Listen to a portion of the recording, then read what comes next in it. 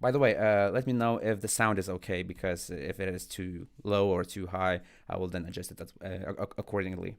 All right, so the first question is our SPA, which is single page application, does not track the source of sales. So we know how many sessions of the source gives, but there is no connection to our sales, pure e-commerce website. So this question is lacking a lot of information, and I cannot answer this question uh, just by having this amount of information. So I would highly recommend to join the Facebook group of this course's for the students of this course, and then post screenshots, post link to your preview mode, post the link to your website, and then we will take a look, because there are like thousands probably things that could go wrong. Maybe different accounts, different containers, maybe some tracking errors or something like that. So this time, this is not enough of information. So please post that question in the group, in the Facebook group. The second question is, how do you set up Facebook Conversion API? This actually is answered in one of the lessons in the course. That lesson is in the module 9, where I explain how to use GA4 tracking code. And that tracking code basically works like this. You have your web container of Google Tag Manager. You send the data with GA4 tag to your tagging server, which is server-side Google Tag Manager setup. And then in your server, you split that data and send to two locations. One is GA, and the other one is Facebook Conversions API. When Facebook releases and updates their Facebook pixel, so that you can, and obviously Facebook pixel template, so then you would be able to send that data with that template to Facebook Conversions API as well. So once that happens, I will also record that additional video. So right now I just don't see the point of explaining things when that is already explained in the lesson. So make sure you check that lesson. That lesson is in the module number 9 of the course. All right. The third question: who is server-side GTM really for, company size-wise? It seems very technical and complicated. Is it worth the trouble? What criteria should be fulfilled before going server-side? So yeah, you are correct. Actually, let me just quickly, yeah, forgot to switch to the screen. So this is the question, and my answer is yes. Server-side Google Tag Manager is technical, it is complicated, and it is a new learning curve that intermediate and advanced Google Tag Manager users should learn. So company size-wise, I would say that Google Tag Manager server-side is not for every business, especially not probably for small businesses, because you have to host your Google Tag Manager server somewhere, and that costs money. So the easiest way, because there are some tutorials, is to use the Google Cloud Platform, because that is closely integrated with Google Tag Manager server-side setup. So that will cost you at least $100 or even more per month. So knowing that small businesses don't have a lot of budget, and they usually think of Google Tag Manager and Google Analytics as a free tool. So thinking about that and spending, let's say, almost $1,500 per year for tracking is not for every business. But this is basically the main con in this case, like main disadvantage.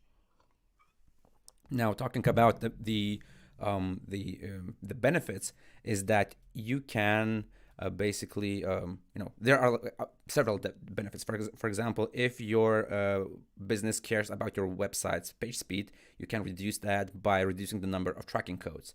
And instead, you can do the heavy lifting with tracking in your server-side Google Tag Manager container. That is one thing. Another thing is that you can extend the lifetime of your cookies, because now they are impacted on Safari browsers and on iOS devices because of the intelligent tracking prevention. So right now they are limited from 24 hours to 7 days, regardless of what you set up. And for example, your Google Analytics cookies will expire after 7 days if the visitor does not return to the website. So this is one thing. And with server-side Google Tag Manager, you can extend them. And actually, this week I will publish several new lessons in the course.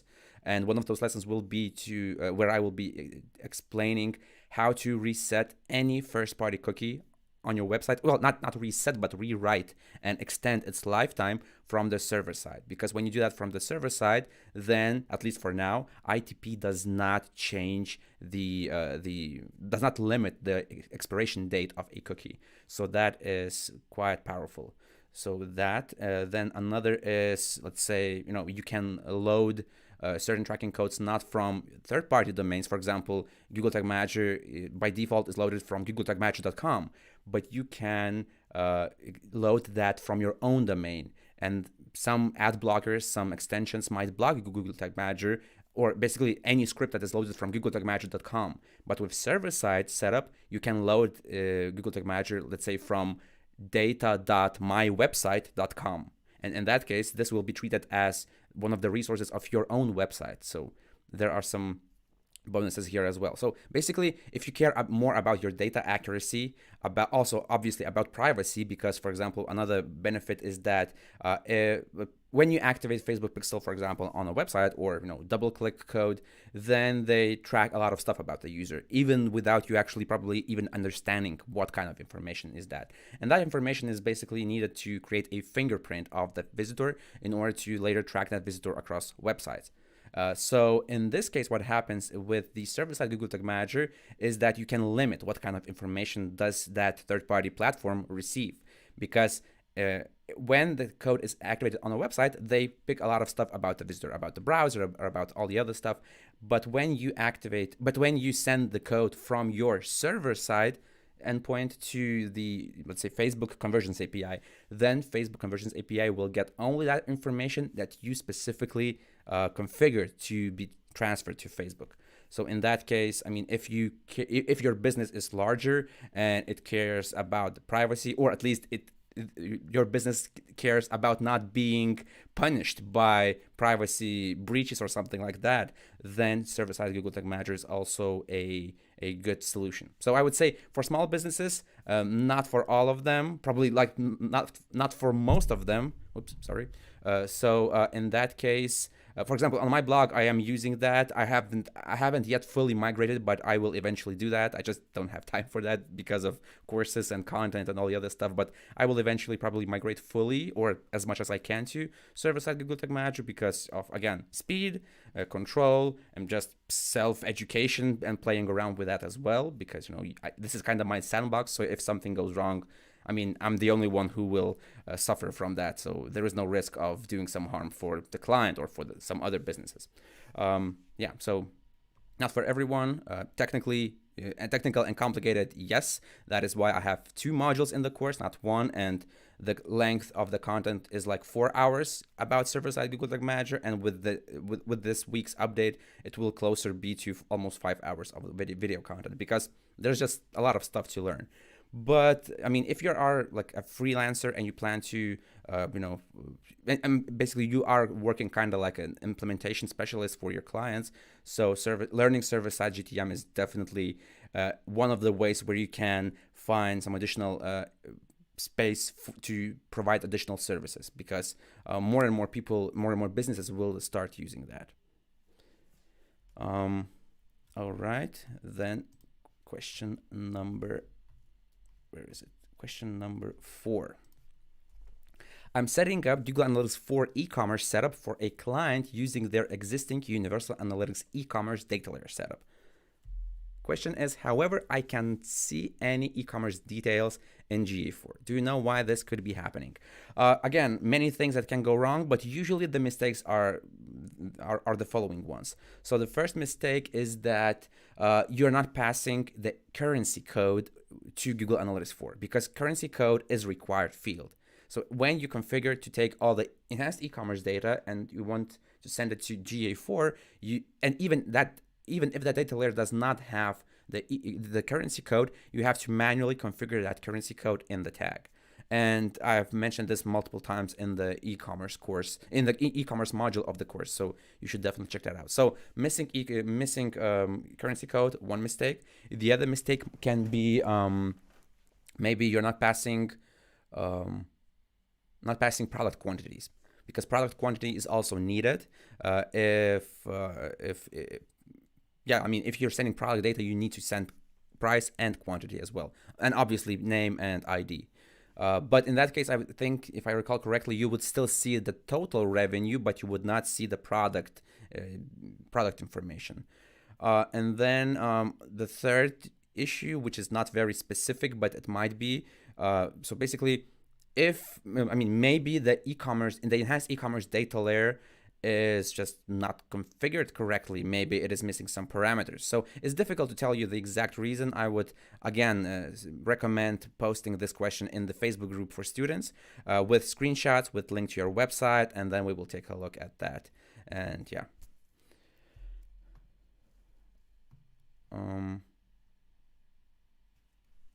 Let's go to another question. Question number 5. We have 12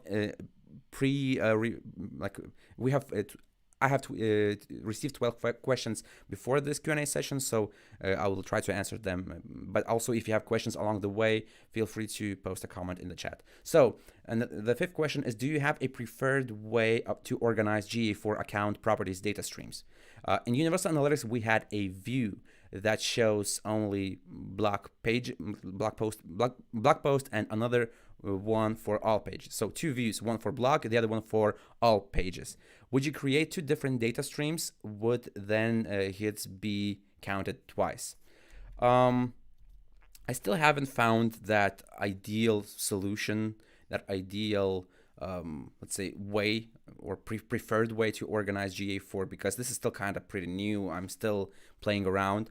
So one thing that I really miss is views, because I really used them in Universal Analytics. So right now, one of the ways how you could try to replace views would be Data Studio, where you create a specific report or specific set of reports, and then allow that other person to play around, or maybe if you're analyzing yourself, then to do that in your setup. Then speaking of 2 data streams, which is right here. So would I create 2 data streams, one for, let's say, for the main website and the other one for the blog? I'm not sure. You could do that if you handle this well. For example, you have website, which is, let's say, www.website.com, and then you have blog, which is blog.website.com.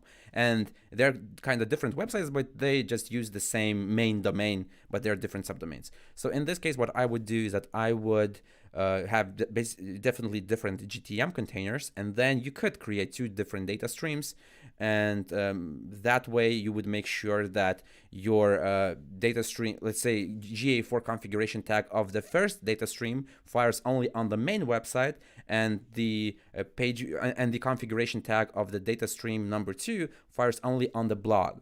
So that way, they would not be fired on the same pages. Therefore, you would avoid duplicate page views and duplicate data. So yeah, this could be one of the ways, one of the things that I wanted to mention. Then another way could be if you want to do some ad hoc analysis, you could also use things like Analysis Hub, where you can just add it. I think that they have already added the dimension host name to reports. So you could probably just create a filter or create a segment where the host name is blog.website.com, and then you can analyze and slice just that data. But there is no perfect replacement for views right now. I hope that eventually they will appear, but I have my doubts, especially knowing where Google Analytics 4 is moving, because it looks like they are and the entire industry is moving towards BigQuery. I'm not sure what is the future of that.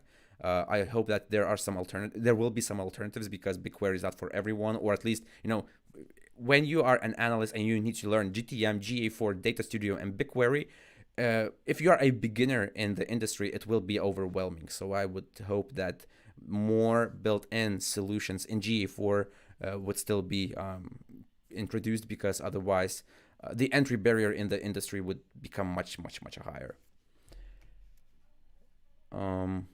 Question number 6.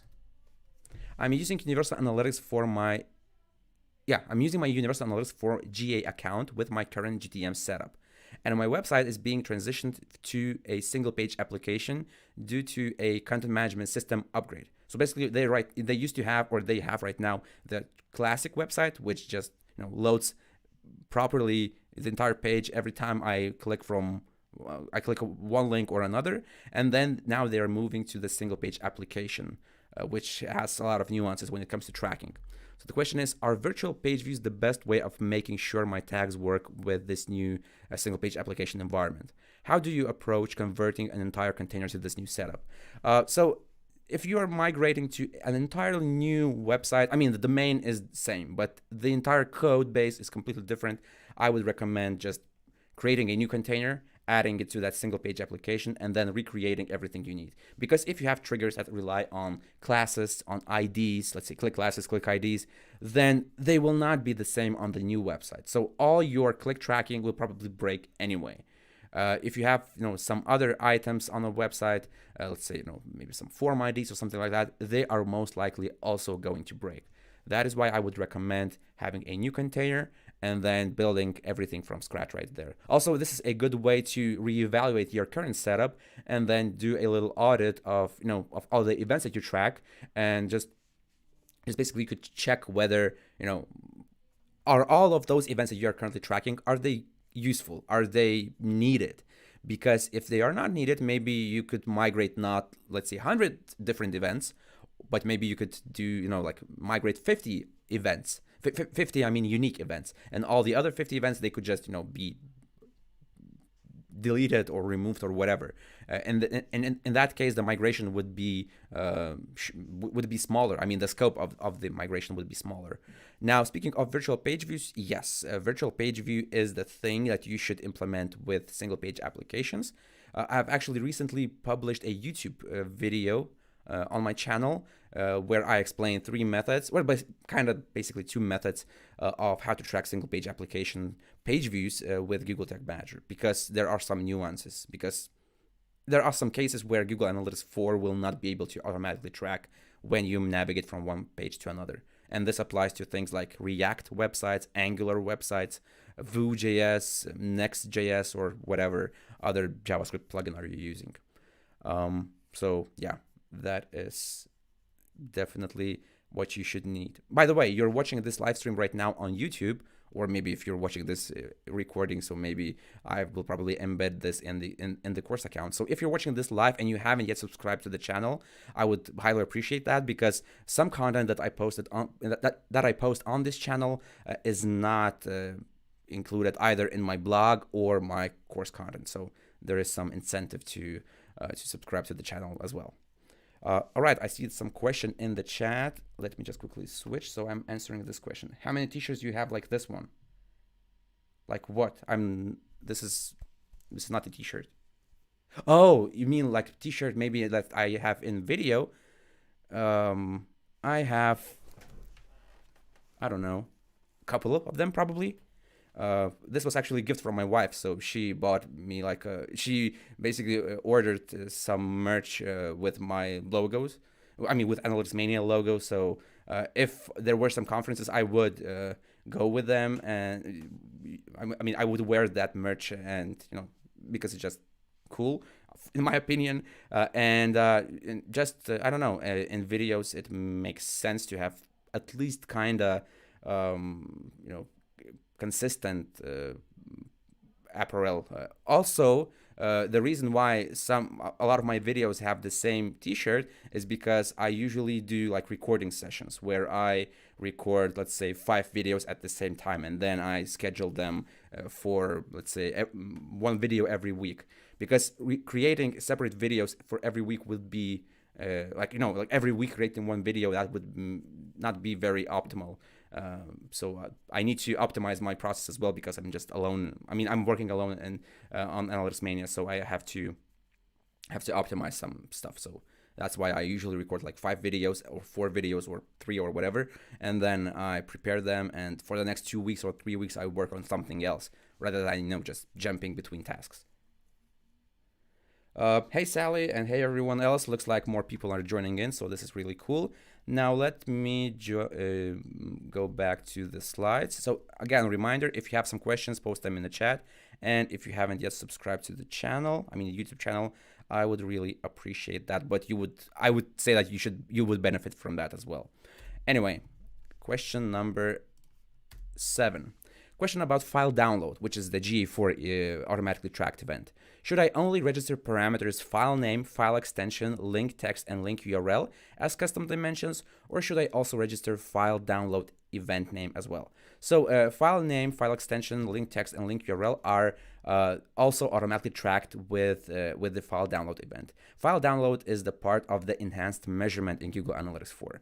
So if you want to use these parameters in GA4 interface, and I mean, see them in reports, use them in Analysis Hub, you have to register them as custom dimensions. They would be event scoped custom dimensions. Actually, I can even probably show you. So when I am in Google Analytics 4, you go to custom definitions, and then you could then register here one by one things like a link text, for example. And then you enter its name, which is link text, and then you enter the scope event. And then after 24 hours, you will start seeing that data in your reports, but the data will not affect the historic data. So it means that you will start seeing this parameter, this dimension in your reports, only from the moment when this dimension was created in the report. So, now, honestly, I would say that this does not make sense to me, because what is the point? Like, this is, where is it? I mean, these are automatically tracked. So Google Analytics could kind of automatically include them in reports. Because if you want to track all the events that are automatically tracked by Google Universal Analytics and you want to see that data, you would have to probably use like 15 custom dimensions for that. And that just does not make sense. And the limit per property of custom dimensions is 50. So if you want to have some default, you will have to create 50, probably 15, and then the rest of 35 will be for some custom situation. Now, speaking of the event name, you don't have to register that. You should not register that, because events will be automatically displayed after 24 hours in the events section right here. Let me just quickly switch. So once you go to events, within 24 hours, you will start seeing that event right here. I don't have it because I think I have disabled in this demo property the enhanced measurement. But I mean, for example, I have some events like video pause, video play. So these are automatically tracked. And these events, I did not create any dimensions for the video complete, because it is an event and you don't have to register dimension. But if you want to see things like video title, which is like a parameter of the event, then you would have to register that in custom definitions. And for example, here I have registered video title, and scope of that is event. Yeah, let me just quickly switch again. Where can we buy Analytics Mania merch? I was actually once I was thinking about maybe I should do merch, but I don't know. I just I feel like merch is like something that, I don't know, people with million subscribers should do, and just in my case, I'm not sure whether that should happen. But maybe that could happen. Maybe I could open a little store and, I don't know, offer the money that I receive maybe to some charity. I don't know, maybe, but there is no possibility right now. So if you want merch, you would probably need to do that by yourself. Maybe download the logo from my website and then do something with that. If you do that, let me know. Maybe your design will be much better than mine, or actually, I mean, not mine, but my wife's in this case. Yeah.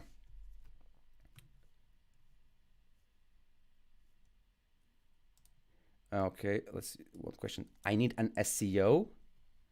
Probably everyone needs an SEO, but in my case, I would say that the results that I already get right now from organic traffic are quite good for me.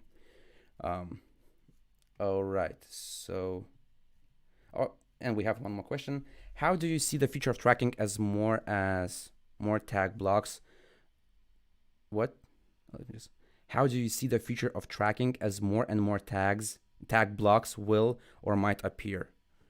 So server-side tagging will be kind of a solution for that if more and more tags are being blocked. Because even right now, you can reduce blocking of tags if you use server-side Google Tag Manager. So there are some nuances mentioned and some tips mentioned in the module number 5. So you should module number 9, sorry, and module number 8. So you should definitely watch those 2 modules and learn more about server-side Google Tag Manager. Are parameters independent of the events that pass them? Will I need to create multiple custom dimensions for the same parameters passed by multiple events? No. For example, if you have, let's say, let me just quickly switch to the screen. Oops. So if you have, for example, video complete, video pause, video play, and all of them send the same video title, so you don't need to create 3 video title parameters. It is enough to create just 1 parameter in the custom dimension, which is right here. So this will cover all the parameters with any event that is sent to Google Analytics 4, where the parameter's name is video_title. All right, looks like that question was answered, and let's move to another question, which is, what are the benefits of GTM 360? So 360 is a paid version of Google Tag Manager. I'm not sure if some of you knew that, maybe not everyone, but basically it is an enterprise version. Personally, I haven't worked with it because my projects involve small and medium businesses, and those businesses don't use the paid version of Google marketing platform, of which GTM 360 is part of. But I mean, I know what kind of benefits are there, but if you are considering using that, if you are considering to upgrade just because of 360 GTM, that is not a good idea, because I think Google Analytics, Google Marketing Platform pricing starts from $150,000 per year. So it means this is more than $12,000 per month. So not many businesses can afford that. Now, speaking of the benefits, so the first one is that in paid version you have unlimited workspaces, while in the free version you have 3 workspaces, of which one of them is the default workspace. So if you are working with small and medium businesses and not many people are dealing with Google Tag Manager, in my opinion, 3 workspaces are still quite enough. Then you have approval workflows. So for example, when someone does a change in the container, then they can request an approval, and then someone who is more skilled with Google Tag Manager, they can review that change and then either approve it or deny it. So again, this is more for the enterprise business, but this feature is quite cool, and I would like to have that even for smaller businesses. But I mean, you need to have some features for in a paid product in order to sell it or whatever. Then there is zones. So zones is a feature that allows companies to restrict access to certain items within the container. For example, let's say that you are an enterprise company and you outsource the ad agency that runs your Facebook ads, Google ads, and whatever, and you want to limit them only to a certain set of tags which are related to, let's say, advertising, like pixels, but you don't want them to access some other tags that are related to analytics part of the business. So in that case, you could create one zone, which is basically kind of like a container within the container, where your agency can add and can work with certain tags while they cannot reach the other zone in which maybe some other tags are stored. And then there is service level agreement, which is basically kind of like Google promises that Google Tag Manager will work probably like 99.99% or something like that. But like, usually GTM works fine in all cases. But again, maybe for enterprise businesses this is important. All right, the 9th question is, what's best to choose, and what is the best way to work when GA3, which is Universal Analytics, is already implemented, and this has to be extended with GA4, considering that you want to track the same events and stuff with Google Analytics 4 as you do with Google Analytics 3. So in this case, I would say that first of all, this is again a good moment for you to rethink your current implementation of Google Analytics 3. Like, are you using all of the events? are they all needed? Because I mean, you might think that, all right, I think that this event is useful, but then try to think about like when was the last time that this particular event or this particular parameter or whatever actually helped you answer some question. Maybe, or I mean, you obviously could also ask your colleagues who, if you have them, who also are working with Google Analytics 4, with Google Analytics 3. So maybe they have I mean, ideas, and maybe you can get some feedback from them, like what is used and what is not. Because migrating everything is possible. I mean, you would then need to create, let's say, tags one by one in Google. I mean, the GA4 tags, but in this case, I would say that it's just, well, it will be time consuming if your setup is quite large. So trying to drop all the unnecessary load from the very beginning would be useful.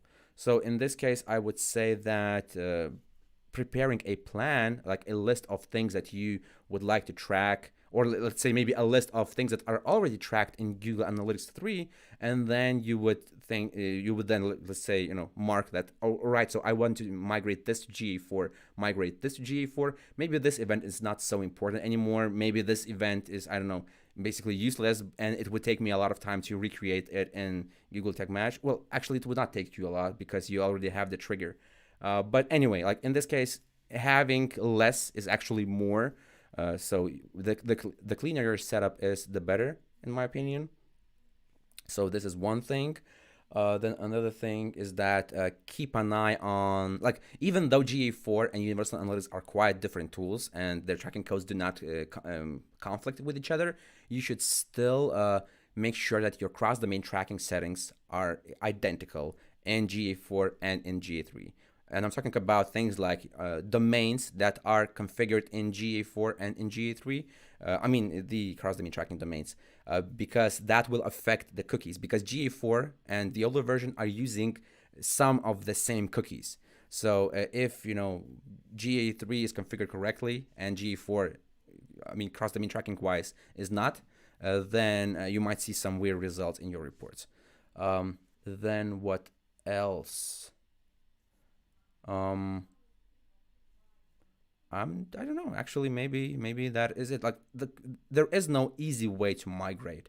I mean, if you have hard-coded G tag, you could reuse that G tag for Google Analytics 4, but there are some nuances, and not everything can be migrated. So I would say that the easiest way it is not probably not the fastest way, but it will cause you least headache, which is basically just drop the hard-coded setup and go to Google Tag Manager and build everything from scratch right there when it comes to Google Analytics 4. If you have hard-coded G tag, I would not reuse a G tag for Google Analytics 4 if you have hard-coded. Actually, if you have access to the beginner course of Google Tag Manager, I have 2 lessons in there. Both of them are bonus lessons, but they are quite useful. I mean, I'm quite biased, but what you're gonna do? Basically, one lesson is about having them both together, like GA4 and GA3, and like what things you should keep in mind. And then the other one is migration, when you decide to pull the switch, or let's say not necessarily pull the switch. Maybe you just want to have them both together, and like when do you know that GA4 is implemented correctly when you have them both running together? So what kind of data should you compare? Where should you compare it? So I have some migration tips in there as well. But yeah, just keep in mind that GA4 data in many cases will not match GA3 data because sessions, the definition of session is different. The definition of attribution is different. So there are some nuances. Event counts should be close enough. But when it comes to, let's say, conversions, there will not be, the numbers will not match because GA4 conversions are counted every time the conversion occurs, while GA3 goal occurs only once per session. So there are some nuances. All right, we have some questions in the chat. Let's take a look. Joined late, but I have question, a very specific tracking question button clicks on several pages within the funnel built with ClickFunnels. Unfortunately, ClickFunnels doesn't allow me to place a CSS ID on the buttons, and all I can see in debug view is the button text. Do you know of a way to track upsells and downsells in a funnel built with ClickFunnels by any chance? No, I have no experience at all with ClickFunnels, but when it comes to button tracking, watch the entire module about CSS selectors, because creating triggers based on text is a very bad idea. And I mean, like, CSS selectors are also quite fragile, but click text is like one of the worst options that you could use. But with CSS selectors and some fundamental knowledge, you could actually still manage to track those button clicks, because with CSS selectors, you can do conditions like I want to track this button, which is a child of this element. So that way you can track elements even if they don't have class or ID. So that is possible. But I think the module is number 4 or module number 5. So basically, the entire module is for CSS selectors, or maybe it is. Let me just actually quickly check that. Okay.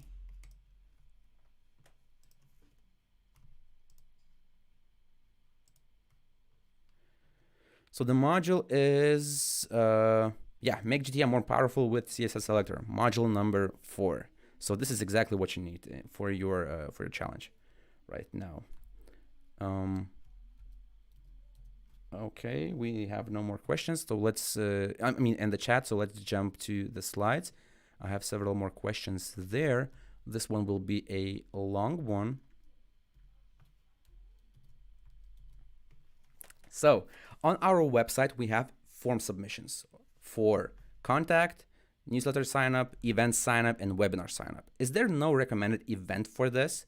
If I choose my own event name, will this count against GA4 limit? So this is just a part of the question, and first I will answer that. So there is a recommended event in Google Analytics for the leads, and that event is called generate lead.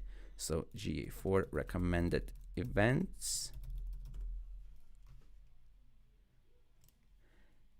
and that event is called, where is it? Maybe it's e-commerce, I think.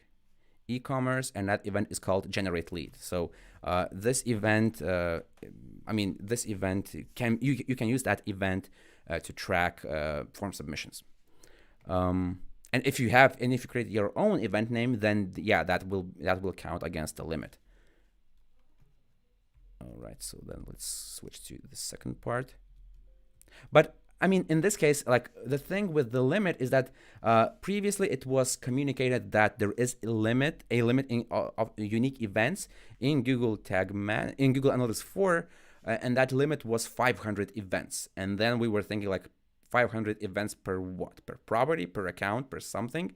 And in the documentation, it was mentioned that the limit is per property. So I was thinking like, all right, so if you have a lot of unique events, for example, you have contact event, or let's see, contact form, newsletter sign up is the second event, then event sign up, and then you have a bunch of other events, then obviously if you are a larger business, reaching the 500 limit is quite possible. But apparently that changed later, and now the limit is 500, not per property, but 500 per client ID or per app ID. In other words, per visitor, per user. So if you have, let's say, 600 unique events, you might still not be hitting that 500 limit, because maybe some visitors complete 400 unique events with, let's say, some names, and then other users are completing different events. So when you combine them together, you will have 600 obviously unique events. But when you take a look from the perspective of the user, each user has completed 400, has completed different sets of 400 events.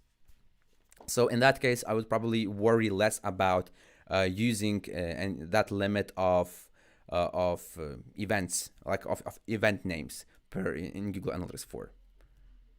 And yeah, so I would probably even go with things like contact, newsletter sign up, event sign up, and webinar sign up. They could even be different event names, because even though there are recommended events, and there is a recommended event which is generate lead, there is no like real benefit right now, which is like which would say that, hey, like this is really worth it and you should definitely send the generate lead event. The reason why I mentioned generate lead in the course is just because it's simpler to tell that, rather than saying, well, it depends, there are nuances. So it just my lessons are already quite lengthy. So if I try to explain like all the nuances, or let's say all the opinions, then that would take even longer. So I would say that you can choose generate lead, and then you can send some parameter of which value will be contact, newsletter sign up, event sign up, and webinar sign up. Or you can have 4 unique events. And like in some parts of the GA4 interface, it looks like actually Google Analytics 4 favors unique event names.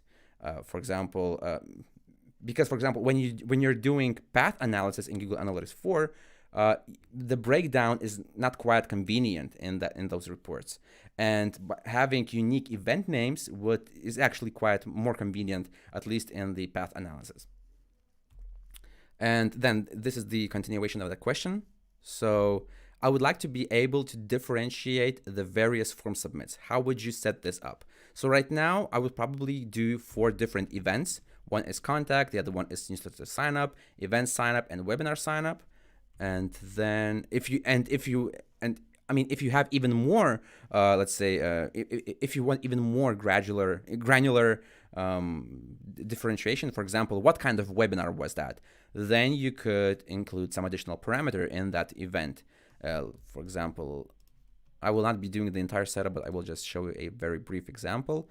So let's say you have a tag which is GA4 event, and oops, nope.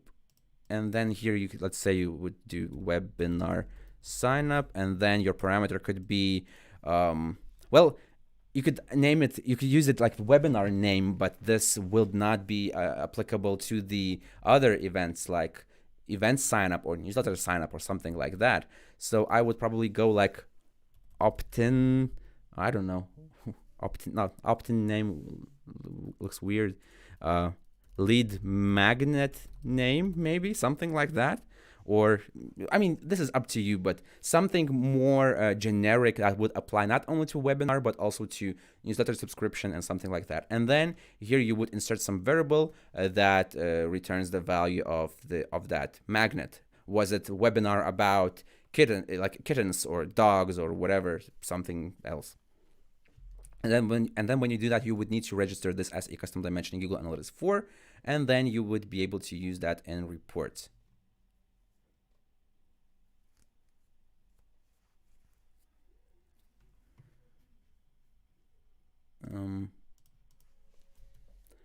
I see some questions in the chat, so let's take a look. Could you demonstrate how to run behavior flow drop-off analysis with GA4? Apologies, I joined late. I don't have enough time for that in this Q&A session because we still have some questions. But next week I will be launching on my YouTube channel. This is actually a coincidence. So I have recorded and now I'm editing the video about path analysis. It will be probably like 20 or 30 minutes long because there are some stuff. I mean, there is some stuff. So subscribe to the YouTube channel, and then next week on Tuesday, you will get the video about path analysis to your YouTube feed. Then number 10, not an expert, but could you do this by goal conversion of a thank you page? Yeah, you could do that. You could create a new event which is based on the regular event name, and then you could differentiate that by page URL. But this doesn't always work because, for example, let me just quickly show it to you. So, for example, let's say that on the same page you have 3 forms. One is event sign up, which is, let's say, the main content. Then in the footer, we have contact form. And then on the sidebar, we have newsletter sign up. So just having the thank you page, I mean, again, that depends on how the thank you page works.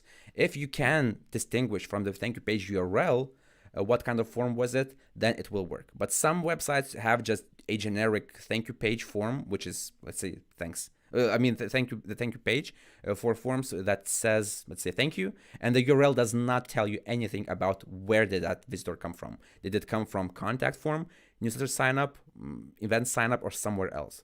So in that case, probably sending events would work as well, and probably would require, but this would probably require more setup. For example, in my case, I have on my blog, I have one thank you page, but that thank you page actually, like, when a visitor goes confirms the email from that particular form, then the URL of the thank you page is decorated with some parameters.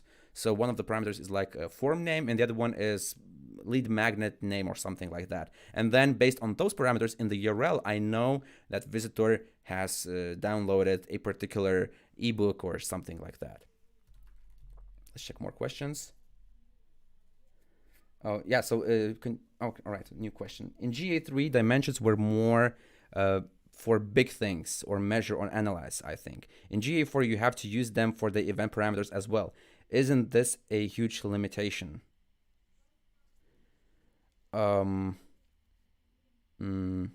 sure. I mean, what I don't like about custom dimensions is that you have to register them even for the standard automatically tracked events like video, scroll, file downloads, and so on.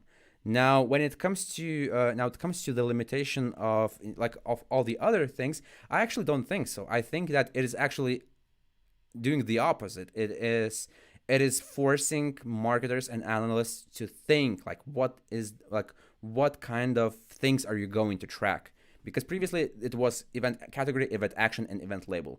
And these three dimensions, even though they're kind of like simplify the process because you just have to think of three parameters, people were so confused, and they were entering some useless data and useless information in those event fields like event category, event action, and event label. So I would say that it just forces people to start thinking more, and then maybe the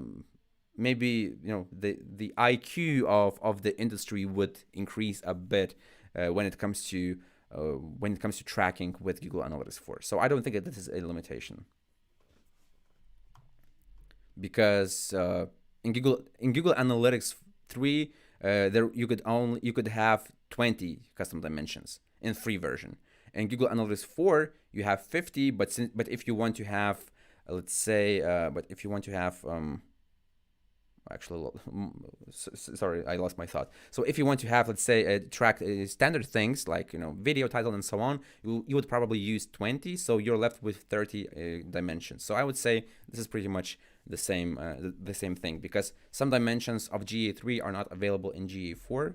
So this is up to you to decide what kind of structure of data you have. But GA4 also gives requires more responsibility from analysts and marketers, because they need to think carefully upfront about their data scheme, about their structure, like what will be the event names, what will be the parameter names, because otherwise you might exceed the limit quite fast, and eventually you will hit the limit.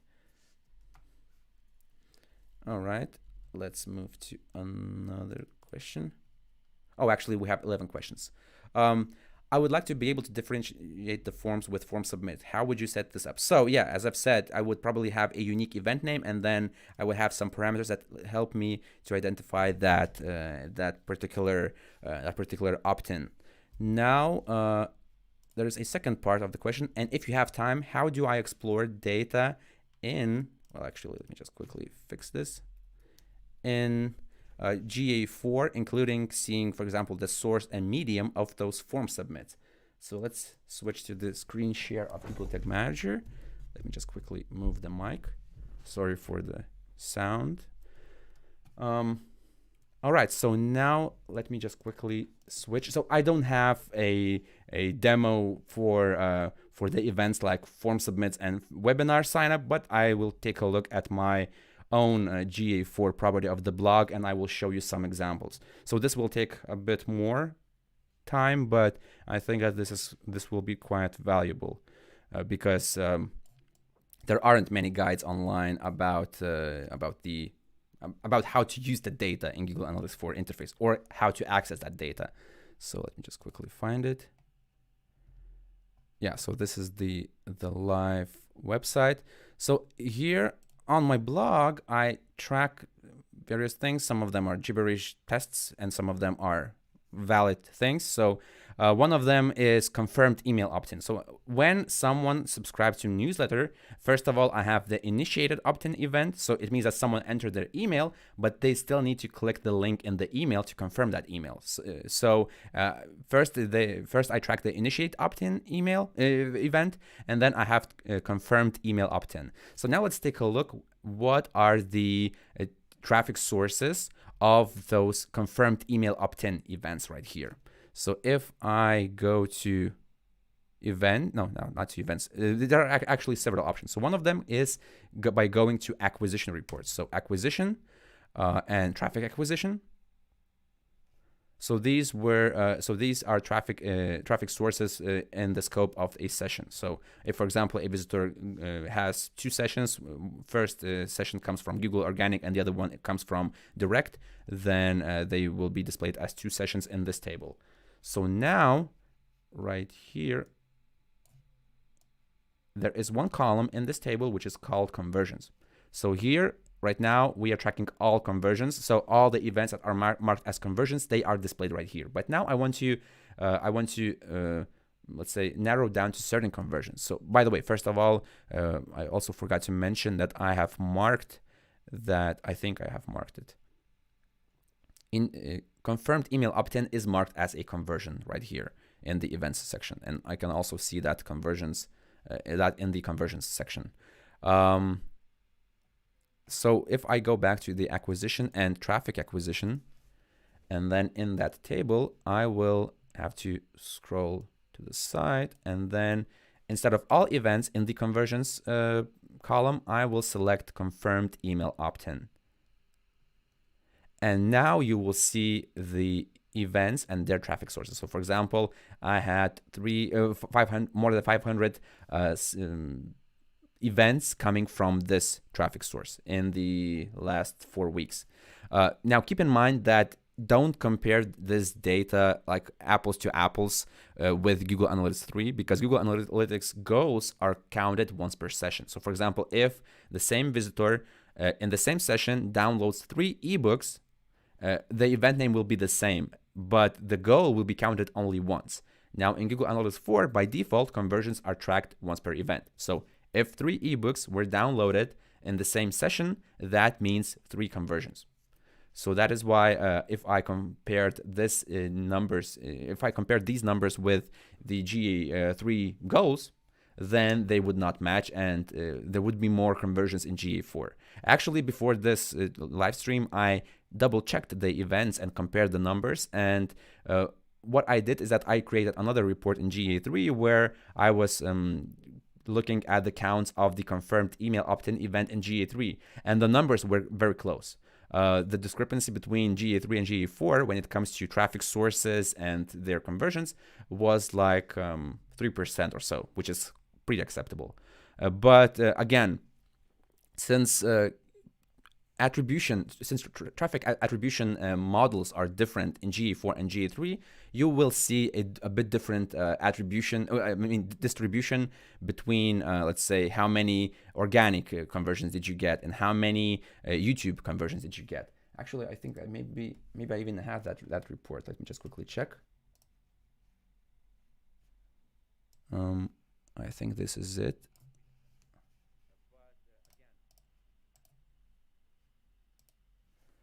So in this case, where is it?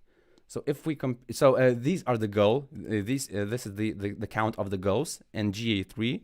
As I've said, some people I've noticed on my blog, they just download a bunch of ebooks at the same time because they just want to consume that content all at once. So the number of the goals will be lower in GA3 compared to conversions in GA4. But if we compare the top, let's say 5 traffic sources, the order will be fairly similar, we have Google, we have YouTube, we have Direct, we have my email provider, and then, well, in this case, it's my ebooks, because some people, while they are reading my ebooks, they download some additional ebooks by going back to the blog. And in this case, we have also Google, Organic, ConvertKit, and YouTube. Yeah, so this distribution might, I mean, like the rankings, for example, the position might be a bit different, but the top 4, for example, in this case, traffic sources, they are this like the same as it is right here. Yeah, so this is one way how you can, let's say, know where from which traffic source are your conversions coming in. So for example, if you had 4 different events, you could mark 4 different events as conversions, and then you could see, like, you know, like how many people did sign up for a webinar or for something else. Then what? Then we have analysis and analysis hub.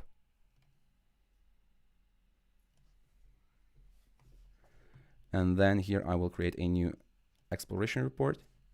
I hope that you don't mind, because it looks like this session will be like 10 minutes longer than 1 hour, because I still have a couple of like this question and then the other question that I want to answer, but I hope that maybe you will find this useful. So in this case, let's continue that topic with confirmed email opt-ins. So right now I want to see traffic sources and then split them into different columns and see which let's say forms are performing better from which traffic source. So first of all, in the dimension column right here, or actually in the rows, right now I'm using the city, but I don't want to do that, so I will remove that, and instead I will be using a new dimension, which I have to add in the variables tab, in the variables column. So I need to click plus, and then I need to enter source medium, and then I see session source medium. So I will click this, apply. Now it is included right here, and now I will add it to the rows. So now I have like every row represents a certain traffic source, but right now this is split into device category, because if I scroll lower, you will see that columns is using device category. Now I don't want to do that. I want to narrow down to certain events, and first of all, that event that I want to narrow down to is confirmed email opt-in. So in filters, I will click anywhere, then select event name, because I want to filter down based on the event name. And then here I need to enter exactly matches. So event name exactly matches, and then confirmed email opt-in. So now this table will be looking only to those, only at those events where the event name is that. But we are not done yet, because right now we have to split down into like some additional columns, because I would like to see like how many events did we get from for one form, for the other one, for the other form, and so on. Now one more thing is that instead of active users, I would like to use the event count.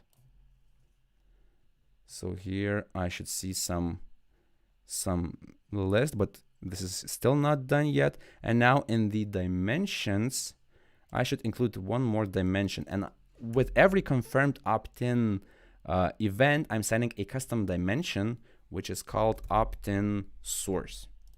So that opt-in source actually, basically it is the name of the form. Is it a pop-up of something? Is it an embedded form for ebook about Google Tag Manager for beginners and something like that? Now, in my case, there are too many unique values right here for the opt-in source.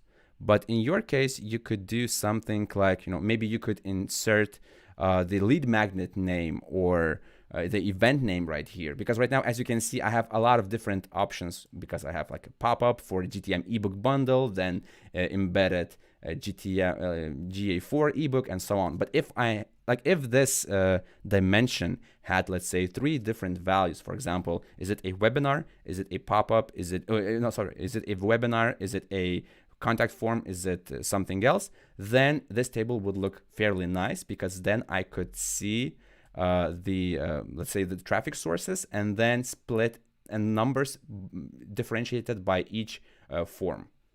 Because right now I see 5 columns. I can include, and I can increase that number probably up to 20. But this table right now is not very readable. So if you had, let's say, 3 different columns in this dimension, then it would be more convenient for you to take a look. Then we can sort by the events,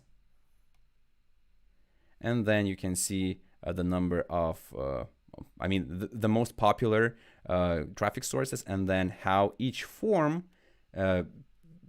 performs based on that traffic source. So I hope that this is fairly useful.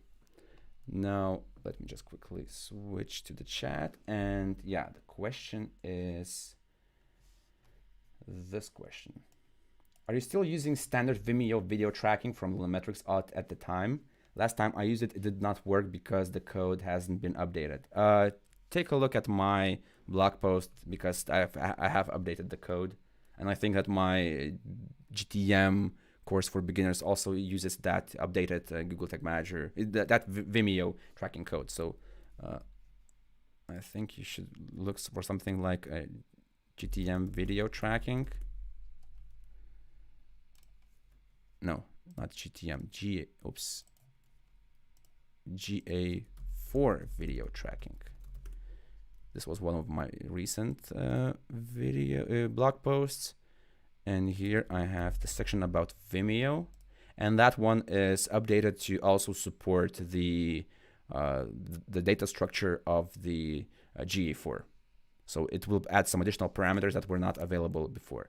And I haven't used the pure Lunametrics for a while, but I definitely know that several years ago something were changed. Some things were changed, and because of those changes, the code that is on my blog, which is originally created by either Lunametrics or Cardinal. No, my code is the code on my website is created by the Cardinal path, but I did some probably in the last year I did some modification because it was not working. So you should take a look at my blog, because that should work for you. All right, and then the final question in the slides, and then we will call it a day. GA4 user dimensions, or also known as user properties or user scope dimensions. Do we set them once in the configuration tag, or do you configure them in all GA4 tags? So the answer is it is enough to include them in GA4 tag.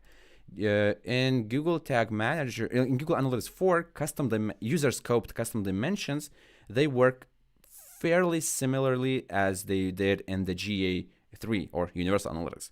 So if you basically, once you set the user property and send that with certain event, all the subsequent events will also inherit that custom dimension. So for example, if you have a custom dimension, well, actually, let me just close it and open the configuration tag.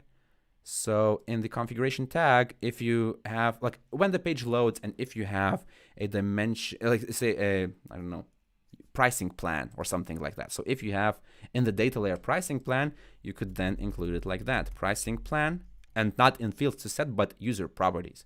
And here you insert some data layer variable that returns the pricing plan from the data layer. So in this case, all the subsequent events that fire after this tag, and I'm talking about those tags that are using this measurement, this configuration tag, they will also inherit that pricing plan dimension. And then if you want to start seeing this pricing plan in your reports of Google Analytics 4, you should copy it and then go to, again, custom definitions, create custom dimension. Then dimension name could be pricing plan. This is important. Scope should be user, and user property should be this one. The description is optional, so it's up to you. And once you do that, after 24 hours, you will start seeing this dimension in your, let's say, analysis hub, where you can use that data. But it is enough to set it once. You don't have to do that in all the tags.